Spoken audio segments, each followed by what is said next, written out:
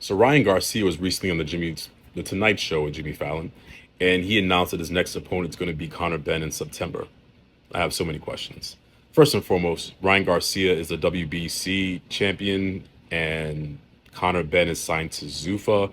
Dana White, who is the owner of Zuffa and the owner of the Zuffa fighters, has stated that his fighters will only be fighting for the Zuffa belt and the Ring Magazine belts. So I'm not sure how this works out. This doesn't even get into the fact that Dana and Oscar De La Hoya are lifelong enemies who can't seem to eye to eye and are constantly going back and forth on social media weekly.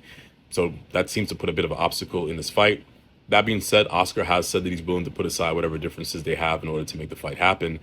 And let's say this fight does happen. Being realistic, I just don't see how Conor Benn beats any version of Ryan Garcia, with the exception of the version that showed up against Rolly Romero. But even that version, I think, can sneak out a decision victory over Conor Benn. As I've mentioned before on this channel, I just don't rate Conor Benn as a world class fighter. I think he's mid-tier UK, but on the world level, he falls short of all the best guys and all his contemporaries in those orbiting weight classes from 140 to 147. I doubt he can consistently make 154, 160, and be competitive with those guys. But he's credit to him. He has leveraged his name and his legacy and an undefeated record to, a huge payday with Zuffa.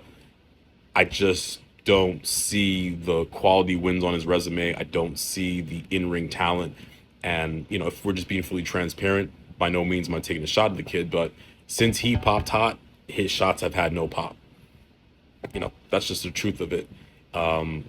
He beat a completely dehydrated Chris Eubank, and well, I'm sorry, he's not undefeated. He lost the first fight to Eubank, and then he beat him the second time. But yeah, I just don't see it in Conor Benn. But if he's been able to parlay that into a title shot against Ryan Garcia, that'll be huge. The build up for that fight would be massive. Those two guys who know how to talk and love to hear themselves talk. So I do anticipate the build up for that fight. I just have a lot of questions in terms of how that fight actually gets ironed out, considering they're on opposite sides of the boxing spectrum right now.